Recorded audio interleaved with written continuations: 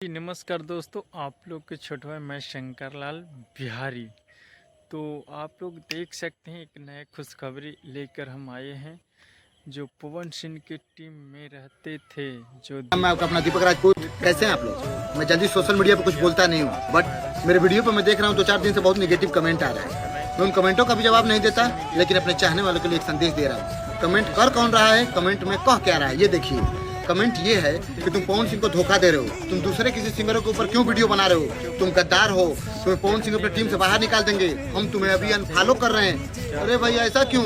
मैं केसालाल यादव के ऊपर वीडियो बना दिया तो मैं आज से आपका दुश्मन हो गया?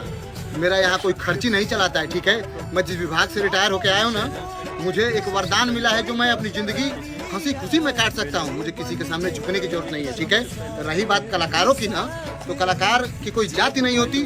जो कलाकार है, जितने भी कलाकार हैं भोजपुरी जगत के, मैं सबका सम्मान करता हूँ, सब मेरे यहाँ हैं, ठीक है। और रही बात पवन सिंह की, तो मैं खुले मन से उनको भगवान माना हूँ। वो मेरे आदरणीय हैं, मेरे गुरु हैं। जो राजपूत है, जो अभी सोशल मीडिया पर काफ़ी वायरल चल रहा है, तो उसको लेके हम चर्चा कर रहे हैं कि क्यों सोशल मीडिया पे लाइव आकर क्यों खेसारी लाल के बारे में बोल रहे हैं।